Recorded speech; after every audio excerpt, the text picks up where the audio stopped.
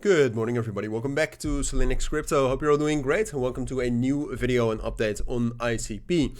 We're going to do a full update on ICP. We'll talk about some fundamentals, but I'll keep it limited. I really wanted to focus on the technicals in this video. We've seen some very interesting price action over the course of the last 24 hours, which is the key reason why I wanted to make a video on that. There's some things that can happen, in which case we would actually get some more bullish momentum. So we'll talk about that. In general, I promised that I would keep you updated on ICP, so I will, right? And we'll start off with the structure right here. Talking about the general fundamentals. I mean, when we're talking about ICP specifically, I don't think there are a lot of fundamentals that we need to talk about that are relevant for the price action right now.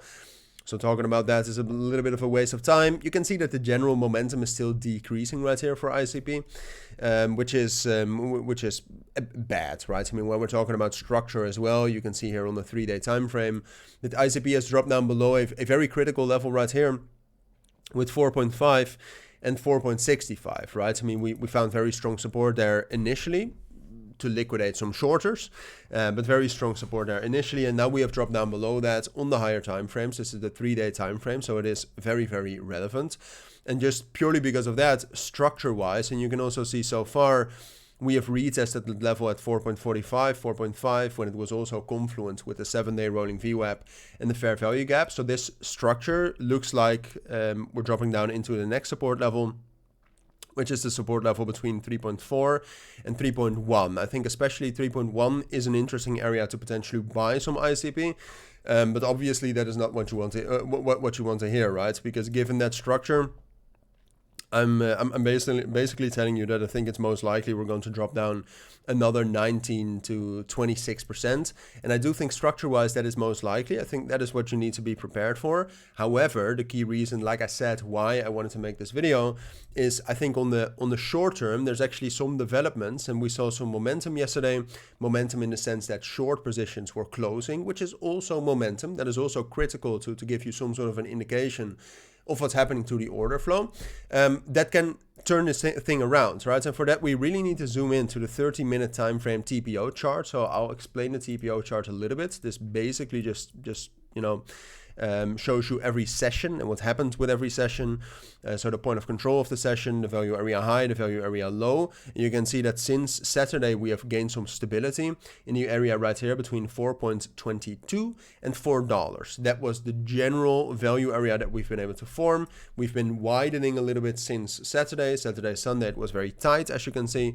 And then Monday and Tuesday, it was a little bit bigger. You saw quite high deltas in the price action for ICP.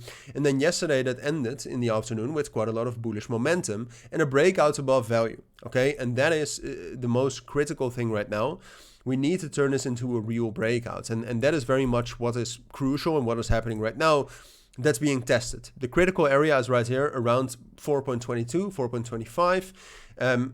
The candle we had yesterday afternoon was high volume, high momentum, but it was also a little bit of a liquidation spike. You can see we left a point of control towards the upsides of that candle, which is not a great thing. And now we have also, with the last 30 minutes time frame candle, we've also fallen below the value area high that we needed to hold for the breakout to hold. So the last chance we have, you can already see it with the green circle, is this. It's the point of control, which is a high liquidity zone, this time also confluent with the fair value gap at 4.1.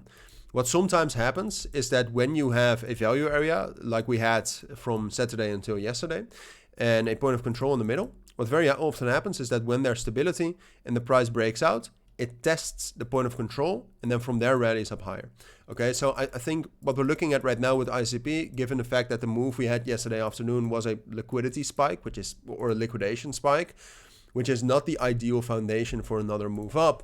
And right now, it also doesn't look like we're getting a lot of momentum from the value area high, which, you know, is the key level that we initially broke. I think it is more likely that we're going to drop down into 4.1, and there the critical part begins, right? We need to get a strong reaction at 4.1. If from 4.1 we're able to reclaim 4.25, then I think we can actually rally up higher. Okay, then I think this momentum we started yesterday can actually turn into more momentum. We can actually fill those imbalances and get up to those levels at 4.8 and $5. So that is a possibility, but we need to get a strong reaction at 4.1. And given the current conditions in the markets, I would never tell you that that is most likely, okay? Structure-wise for ICP not, fundamentals-wise in the market not. So it is a possibility, and that's why I wanted to make this video, so you can keep your eyes on it yourself. I will keep you updated on that as well, of course, in my videos and on X, so make sure to tune in for that. But keep an eye on that, and I would say the baseline expectation should be that we're just going to fall back into balance and slowly move down towards those lower support zones. Hopefully that helps. Those are my thoughts. Thank you for watching, everybody. Take care, and I will see you all in my next videos. Bye.